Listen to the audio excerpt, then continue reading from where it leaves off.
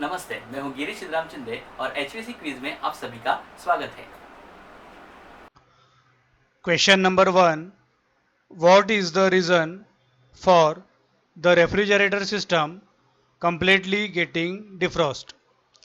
Refrigerator system पूरी तरह से डिफ्रॉस्ट होने का कारण क्या है? Option A excess charge, option B humidity is high, option C blockage in capillary, and option D ambient temperature is low. The right answer is option C blockage in capillary. Capillary में blockage होना यह refrigerator system पूरी तरह से defrost होने का कारण है। Question number 2. The refrigerator's evaporator can also be termed as dash. Refrigerator के एवेपोरेटर को डैश नाम से भी जाना जाता है। Option A cooler, option B freezer, option C cool creator and option D heat transmitter. The right answer is option B freezer. Refrigerator के evaporator को फ्रीजर नाम से भी जाना जाता है। Question number 3. Which arrangement avoids mixing of conditioned air and return air? कौन सी व्यवस्था वातानुकूलित हवा और वापसी हवा के मिश्रण से बचाती है? Option A bitumen, option B false ceiling, option C fibre glass sheet and option D thermocol sheet. The right answer is option B false ceiling. false ceiling की व्यवस्था वातानुकूलित हवा और वापसी हवा के मिश्रण से बचाती है।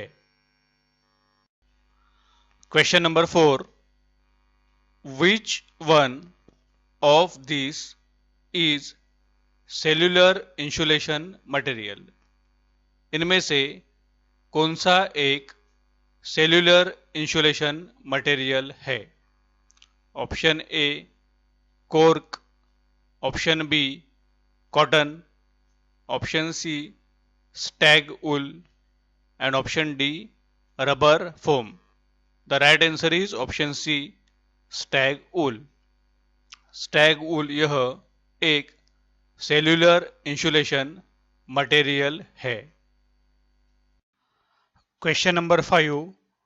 Which is the desirable property of an ideal refrigerant? आदर्श रेफ्रिजरेंट की योग्य प्रकृति इनमें से कौन सी है? Option A toxic, option B explosive, option C low boiling point and option D high freezing point.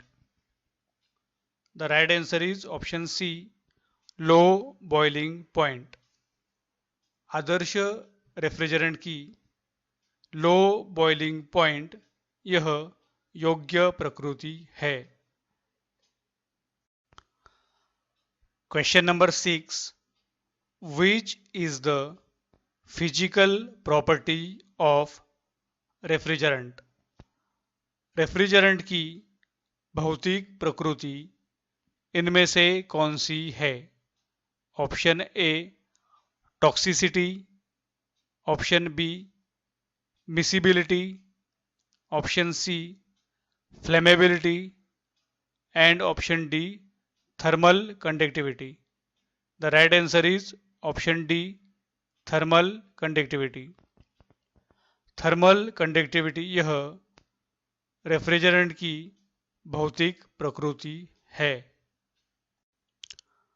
Question नंबर 7. Which is secondary refrigerant? Secondary refrigerant कौन सा है? Option A HC, option B H2O, option C HFC and option D HCFC. The right answer is option B H2O. H2O यानी पानी, यह secondary refrigerant है। Question number 8. The ozone depletion potential for the refrigerant CFC11 is dash. रेफ्रिजरेंट CFC11 की ozone रिक्तीकरण यानी depletion क्षमता कितनी है? Option A 1.05, option B 1.00, option C 0.08 and option D 0.05. The right answer is option B 1.00. Refrigerant CFC11 की ozone depletion क्षमता 1.00 इतनी है। Question number 9. Which is the recommended cooling temperature for the efficient use of an AC unit? AC unit के कुशल उपयोग के लिए किस तापमान का अनुरोध किया गया है? Option A 16 degree Celsius, option B 20 degree Celsius, option C 24 degree Celsius and option D 28 degree Celsius. The right answer is option C 24 degree Celsius. AC unit के कुशल उपयोग के लिए 24 डिग्री सेल्सियस इस तापमान का अनुरोध किया गया है। Question number 10. What is the level of vacuum that the water can boil at 0 degree Celsius? पानी को 0 डिग्री सेल्सियस में उबालने के लिए वैक्यूम का स्तर क्या होता है? Option A 23 mmHg, option B 17.5 mmHg, option C 10 mmHg and option D 4.5 mmHg. The right answer is option D 4.5 mmHg. पानी को 0 डिग्री सेल्सियस में उबालने के लिए वैक्यूम का स्तर यह 4.5 mmHg यह होता है। Thank you for watching this video. अगर आपको ये वीडियो अच्छा लगा तो इस वीडियो को आप लाइक और शेयर कीजिए और ऐसे और वीडियोस देखने के लिए मेरे चैनल को सब्सक्राइब कीजिए और साथ ही में बेल आइकन प्रेस करना ना भूलिए। हम जल्द मिलेंगे एक नई वीडियो के साथ में, तब तक के लिए गुड बाय।